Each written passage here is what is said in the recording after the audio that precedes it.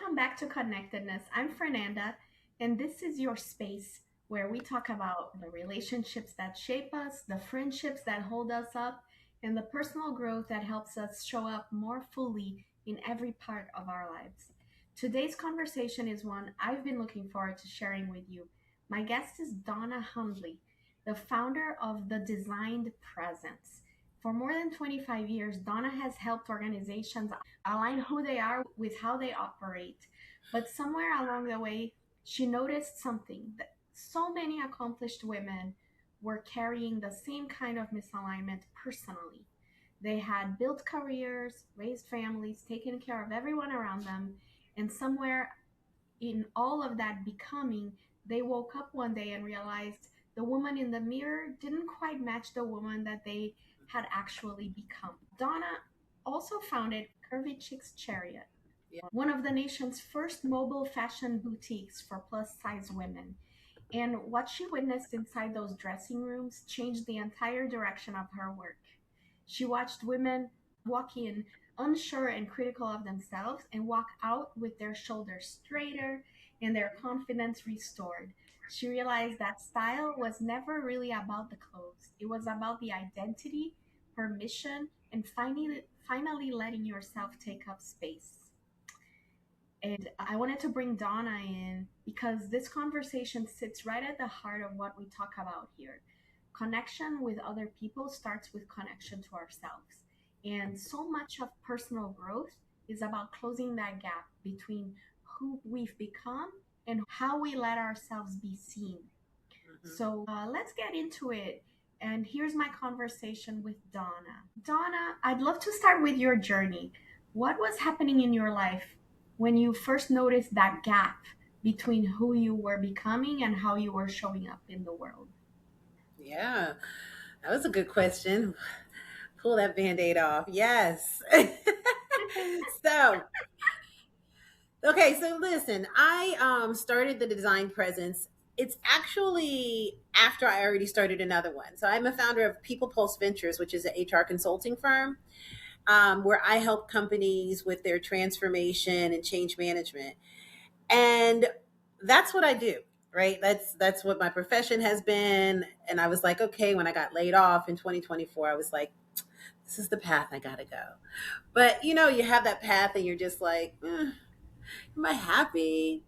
And so I was just moving with the flow and I'm doing what I can, but the business was a lot harder to build than I thought it would be. I don't know what I was thinking. Like everybody's just going to come flocking to me or something. And I woke up and I was just a mess. I was like crying. I was like, I just don't understand how I'm 52 and I don't know what I want to do when I grow up. And I started having all these questions about, am I smart enough? Maybe I don't know what I do. Maybe I need to go get another certification. Do I have the money for that? Like it was just all this stuff. And I sat there and I was like, I know I'm not the only one who's feeling like this. And Yeah. I always dress because I love to dress. And when I walk in rooms, people will be like, oh, the sunshine. And that kind of weighed on me because I'm always smiling and I'm always dressed really fun. People always look to me to come to, but I was completely broken on the inside. And I just felt like I was like, where can I have a safe place to have the conversations? Or how do I make sure that what I'm feeling on the inside and the outside are matching? There's a misalignment there, right? Mhm. And so all these things were going through my head. And I said, I need to start a business. Fashion is what I love. Um, when I had the boutique, I was happy. When people asked me about the boutique, I just like, ooh la la. When they asked me about HR, I'm like, ah, la, la. So I was like, okay, I need to figure this out. So I did. I played with some names, played with some ideas, and decided to come up with a designed presence because I was able to incorporate that change and transformation that I do for companies, and I can still do that for women. I'm Mhm. over 40, so I felt like we are the population that the things we hear are normally complaints about aches, pains, menopause, perimenopause, hot flashes, all these Mhm. things. But do you have to associate and make that who you are. You have all these responsibilities, you have all these hats you're wearing, and you tend to get lost in it. And so I said, I want to create that. And I want it to be not customized using a framework, but something that's designed for the women that I'm serving. And that's how I came up with the name, The Designed Presence, because I know the importance of aligning how you feel with how you show up. And so Mm, if I'm feeling one way and I'm looking another way, then when I walk in that room, that presence should show it, right? And so how can I mhm, give what I know I'm passionate about to others? But I had to make sure I worked on myself first, because otherwise I feel like a fraud. So I've been working, mhm. on my internal side, and I kind of walked myself through what I'm servicing to other women to see, does this fit? Does this feel good? Do I feel like I've hit the mark? And so far it's been really, really good. Good. And this, based on your about page from your website, it's somewhat related to your earlier business of Curvy Chicks Chariot, right? Yeah. Like what you Yeah. saw in terms of the women's transformation. And I'm curious, what made you want to build that mobile boutique Mm. for plus size women in the first place? So I was a plus size chick. Mm-hmm. I still am, just not as plus as I was. Yeah. I always say, pretty in the face, thick in the waist. That's how it was. And so, so let me tell you, the truth was, I was here in Charlotte, and I have a friend who, she worked for Michael Jordan. And she said, "Hey, you want to go to this game and you can meet Michael Jordan?" And I was like, "What?" And I was not prepared. And so I went to the mall with my daughter, and we were looking around, and I mean, everything for my size was like cheetah pattern, leopard print, black, bulky, no shape to it. And I looked at her and I was like, I got to start a boutique or something, because this is ridiculous. At the time when I had it, it was 2013. And we didn't have Lizzo's. We had Jill Scott, but we didn't have the embracing of the curve like they are Mm-hmm. today. We didn't have half shirts, crop tops for plus size women. Like all that stuff was like, what? So, and at that time, they were having a movement where they were removing plus size clothing from stores and putting them online. And so we didn't even get a chance to try stuff on. So I felt like this was an opportunity for me to bring clothes to women, but I wanted to do it a different way. And I was trying to think of that. I always have a story behind stuff, sorry. But I was trying to think of Okay. what that was like. And I was listening to the radio one morning, and I heard um, Kohan Shoes has Oh, yeah. had a truck that they were selling shoes out of, and they were parking outside of strip clubs. Nice. I was like, what? And I was like, I'm going to create a fashion truck that's going to be selling clothes out of my truck. They have food trucks. I was in the DC area. So there's a lot of opportunities. And so I started that, and I really saw the need for it. I mean, I really tried to find vendors who were local, small businesses. I was, work with Etsy, and I was close to New York, so I could go there. But I was able to bring unique styles that women really wanted. And the thing that really stuck with me was the stories that I heard. The women who would come in and, you know, they gained weight because of children or life or medicine or Mm. illness. And people judge, but like, oh, they just don't exercise. And it breaks you up when I gained 100 pounds in a year. I had my thyroids removed. Wow. And while I was going through all of that, a total of 100 pounds in a year. And that was like hard. And so I understood those stories, and they pretty much, a lot of them had just given up because they felt so broken. And when I would find clothes for them, I would say, look, I got this cute outfit for your body. You're going to go in that dressing room, because I had a dressing room on the truck. And when you come out, your stomach is still going to be there. It's just going to look better in that outfit that I put you in. And they would come out and just be like in tears, like, I didn't even know I could look this pretty. And seeing how impactful clothing and how you see yourself in that mirror has on you, it just really has always stuck with me. And now as I'm getting older, we have wrinkles, we have saggy, we have all kind of stuff. I'm like, it's starting all over again. But now we have on top of that hormonal challenges in life, where we're saying we're in that sandwich generation. We're taking care of our parents and we're trying to help our kids grow. It's just a lot of things going on. So Yeah. that's how I got Curvy Chicks, and that's why it kind of influenced me to do this. That's such a beautiful story. Aw, And thank like, you. and you, so the ladies who were getting dressed in your truck, they came out and you said that, they were, some of them were crying, saying, I never Hmm. thought I could look this pretty. Hmm. Um, the transformation, you said it wasn't just about the clothes, right? It was also about what's on the inside. Yeah. Can you talk Yeah. a little bit about that too? Yeah, so that's what I witnessed with Curvy Chicks Chariot, and that's what's led me to focus on that with Mhm. the designed presence, because I feel like identity is first, style is second, and when those two Mhm. align, you have your presence, right? Mhm. And I feel like if you don't feel, so I look at it like this: when I work with companies, I look at their core values. Their Mhm. core values help determine the culture. It helps determine how they attract and retain talent and how they actually grow and expand and scale. Well, I think the same thing about us as people, especially as women. You have your own core values.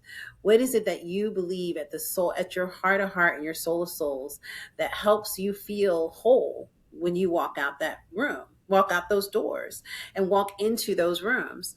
And I take that as a way to help identify where there might be gaps in your core values that we need to work on through coaching. And then once we can kind of get that out the way and really get you, solidified with your internal, then we can Mhm. align how you look on the outside. So I always give the example of, if your one of your core values is that you want to be a structured person, you love structure, that's just how I am, I like things to be in order, organized, and so forth.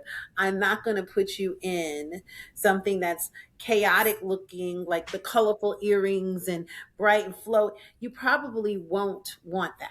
Right. But if you're a free spirit and you like things to flow, I'm also not gonna put you in this restrictive outfit that's like a suit and you just feel like this is not me. So how you dress oftentimes should reflect how you really want to be seen and how you feel at the core. Wow, that's amazing. So how do you, like, say if someone is listening right now and they feel Hmm. successful on paper, Hmm. but they're questioning whether her reflection still represents who she truly is today. Where would you tell her to start? I would tell her to first start by honoring her evolution, right? Okay. As you evolve, things change. So don't beat yourself up about it. Like, that is part of evolving. Mm, Um, that is the number one thing that you have to say. And then, I want to be living in my presence. How can I do that? By reconnecting with the woman that I've become. Oftentimes, they'll start with looking in the mirror, immediately seeing all of the flaws and mm, comparing it to what they used to be, right? Or they hear a voice that is always stuck with them. So for me, my mother had said to me when I was younger, I was, a thick girl, and she said, "You really don't need to wear pants because you're knock-kneed, your legs are thick, and they just don't look good on you. You need to always wear skirts." And so mm. I used to always wear pants. I wear wide leg pants, palazzo pants. I stopped and I only wore dresses and skirts. And sometimes, still to this day, when I look in the mirror and I'm about to put on some pants, I think about it. And so you have to identify, whose voice are you hearing when you're looking in that mirror? And is that voice really just a burden, or is there any truth to it? We need to get to the root of that, because that voice should not dictate how you feel and how you show up. So I think it's really important to really understand and honor that evolution. Figure out whose voice you're hearing so you can get that out the way and really only hear your voice. And then we can really get to the work of how we continue to build the woman that you've become. Wow. That went deep, Donna. That went Huh? deep. Have you ever had that? Oh yeah. Oh yeah. Like Mhm. I think I think a lot of women, and I'm guessing men also, but in different Yeah. ways, but we hear um messages from a lot of times from our parents, or maybe from Yep. family and friends, and then we internalize those as if they were true, and then later, much later, like in our 40s or 50s, we Hmm. start to realize, oh wait, that wasn't true. I don't even know why I believed that. Like Yep. yeah, it's I can totally relate, so thanks for bringing up that Yeah. example. Yeah. Yeah. um, so you talk about style being about permission and not just appearance. Like, what do you mean by that? And why is permission such a big part of this work? Hmm. Well, if you don't give yourself permission to do anything, you're going to do it in a restrictive manner. You'll do it with hesitancy. You'll do it with like obligation, but not Mm, because you really want to do it, right? And when you give yourself that permission to evolve, to accept who you are in this present state, it's easier to accept all the things that come with it, right? mm, I sure have more gray hair than I want, but first of all, I have a pen, I can color it in if I want. And then sometimes it works to my favor. You know what I'm saying? But I give myself permission to decide which one I want to be. If I want to walk in, because sometimes I look younger than I am, and it can have an impact on how I'm received sometimes. So sometimes I need that gray to be popping, and then other times I don't. But it all comes with, once I give myself permission, then it's easier for me to put my guard down and really get to work, right? I can really say it's okay that I don't feel 100% in my current state, but I am giving myself permission to, number one, accept it, and number two, get ready for that change, whatever that change is. And lots of times, for example, you have a lot of confidence. I'm not trying to give you confidence, because you have it. I just want to build it up more. And that might just be making sure that you have that confidence on the inside, but is it showing on the outside? mm, And what would mm. make it? I get to know you. I get to know your style based off of who you are. And then we together will put together whatever it is, whether it's in your closet already, or we need to close some gaps of things that are missing, or we just need to give you a whole new wardrobe. But whatever it is, it comes and starts with your identity and clarity, so that we can make sure that that's there. And none of that will happen if you've not given yourself permission to do so. Nah, that's awesome. That's beautiful. The so some women spend like decades being everything everyone else needs them to be. Hmm. Hmm. What does it actually look like to let the woman you've become finally take up space? That's a good question, Fernanda. What does it look like? It looks like whatever we designed for you. See, I Mm, use a framework where I'm focusing on your identity, your style, and your presence. But mm-hmm, that doesn't mean that I'm also giving you the same thing that I gave someone else. So, what it looks like is determined as we work through that framework. It is not a mm-hmm, cookie cutter type of thing. It's a program. It's like the presence clarity. That one is a 4-week program. And during that time period, we're working through that. But at the end, you may come out just with something completely that you weren't expecting. But that's, your friend could be doing it with you and come out with something totally different. But we went through the same process. So what I want you to feel like when you're done is, I love who I see in the mirror. I no longer have confusion of as to who and what makes me happy, because I love myself from the inside and I'm now just showing it from the outside. yes, this is so beautiful. Is Oh, thank you. and powerful, like, because Yeah. especially I think a lot of in women, we are conditioned to judge ourselves by our looks, Mm, and because of the male gaze and patriarchy and all of that. But really, in the end, it's how do we feel about ourselves that really matters, right? And like, right. and being able to love ourselves wholeheartedly and show that on the outside too. It's like a beautiful combination. Um, have Yeah, you? and it I has know. to, it's not going to say, it's not going to be the same, right? You, as you grow, you age, you evolve. How you used to be, that's not who you are now.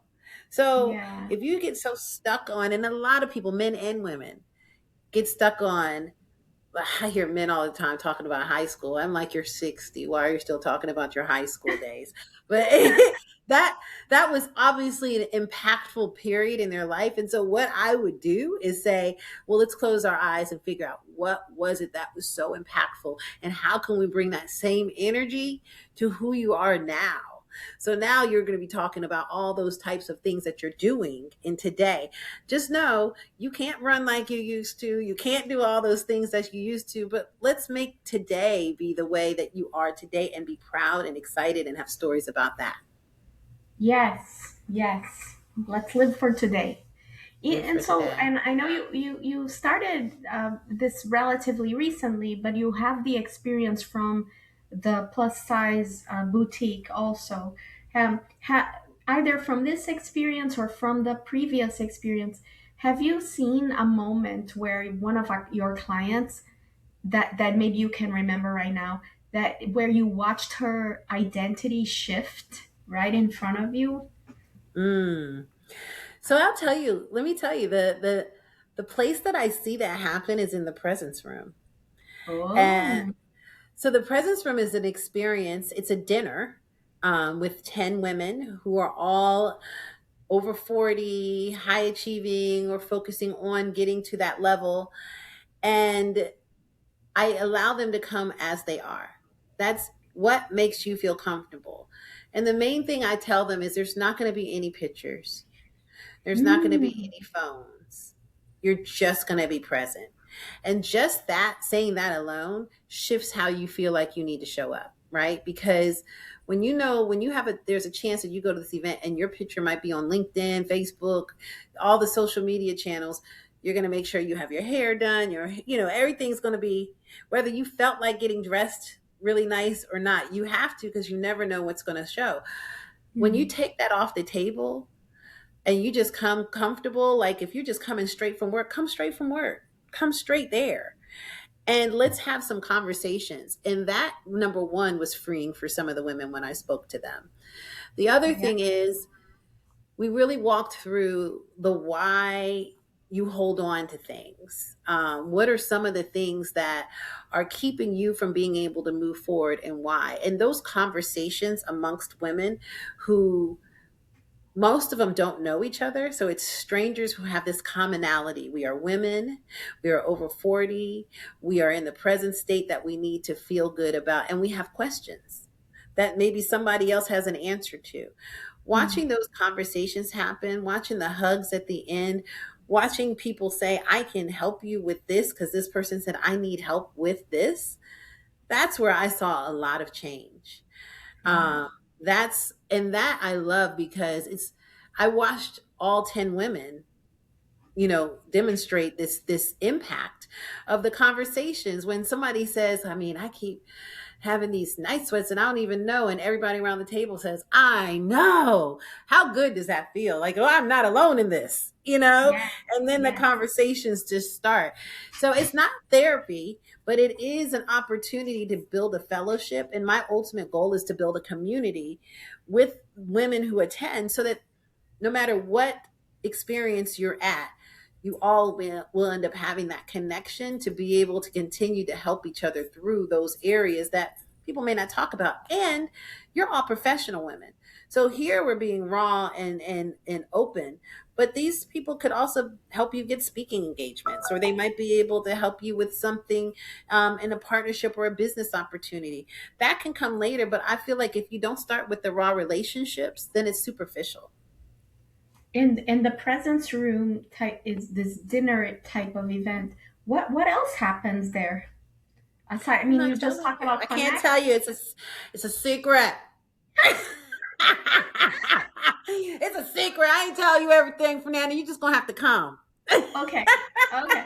I'll definitely come. I just wanted, I was curious if it had anything to do with your styling and how you want to help the ladies style themselves and stuff like that. No? No, 100% identity first, style second. And I say that honestly because when we have those conversations, you identify things that you may not have thought about, especially when you hear somebody else say something, you're like, you're Oh, right.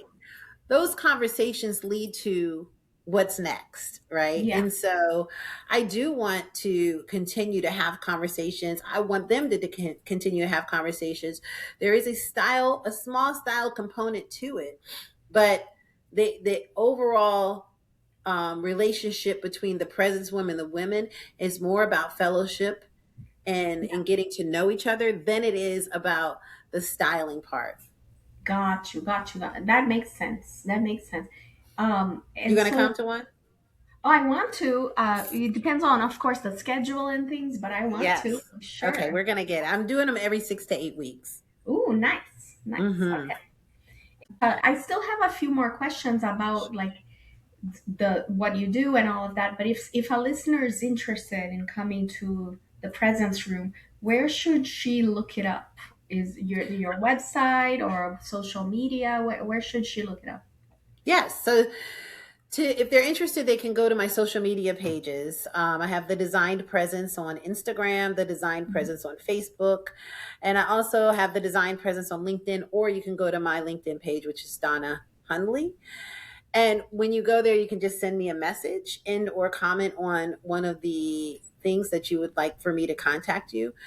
Um, the other way you can get in touch with me is by simply going to my website, thedesignpresence.com, and putting in an inquiry on the inquiry page, letting me know that you're interested. So there's a lot of vehicles and ways that you can reach out to me. I definitely want to make myself available. They can always call me as well, and my information is on my website. So there's, I want to make it available. The last one, when I put it out there, the seats were full in 2 days. So Wow. this one, the waiting list already exceeds the number of seats for the one that's happening in August. But we'll Wow. see who actually shows up, when it comes down to actually making RSVPs. And if not, then the next one will be in October and we'll be keeping it moving. Awesome. Awesome. So the designed presence, what I know you mentioned that there's fellowship, there's sharing of information, maybe even some business connections and friendship and wh- how do like what do you hope that a woman feels after going through the designed presence? I hope they feel seen. Yeah. That's the number one thing. um i I'm listening, right? I'm working with you. I'm not just throwing things at you that I read in a book and I just feel like this will work. I want you to know that I see you, I hear you, and we together are partners in getting you to the point where when you walk away from our program, you feel confident that you have all that you need to continue to move forward. Depending on which one, if somebody gets the designed edit at the end after 30 days, I reach back out and say, hey, how's it going? Because I don't want you to feel lost on an island and feel like, Yeah. oh, she gave me all this stuff. And that's my consultant background also. Consulting is what I've done my entire career. There's no way I would put a client, give them all this stuff and roll out and never speak to them again. It Right. is a ongoing relationship that I'm building with my clients, because there's nothing better than having somebody you can call real quick and say, you got 5 minutes, can you show me, can you tell me if this outfit looks okay? Okay, thank you. I put it together based off of what you said, and I am that person for them. And and as I build a community, you'll have other people that you can also bounce it off of as well. That's beautiful. That's awesome. I, So, Donna, I loved learning about the presence room. Are there other offerings or other ways that you help out women? yeah, thank you. So ERGs, within organizations, right? Employee resource groups, they often have speakers come. And I think that this message is important to get to the women in businesses, especially even those young women who are trying to grow, right? They're trying Mhm. to get to that next level. They need to understand that yes, you might have the drive, but are you actually showing up the way that you want to be seen in that next level? So I talk to organizations, I could talk to their women's groups, as well as leadership development groups and different affinity groups throughout the community that focus on women entrepreneurs. High achieving women is my target, but I also speak to all women because I truly feel like we are each other's keeper. We have to Yeah. help each other continue to grow and prosper. So if you have an organization and you feel like you need someone to come and speak to them about how to dress, how to show up, how to align what it is you're feeling with what it is you're showing up as, who it is you're Mhm. showing up as. Now, I am that person for you. Even speakers. A lot of times people have speaking engagements or speakers clubs. Mhm. Just being able to come in and talk to them to help them say, if you're speaking about freedom, don't wear a black suit, right?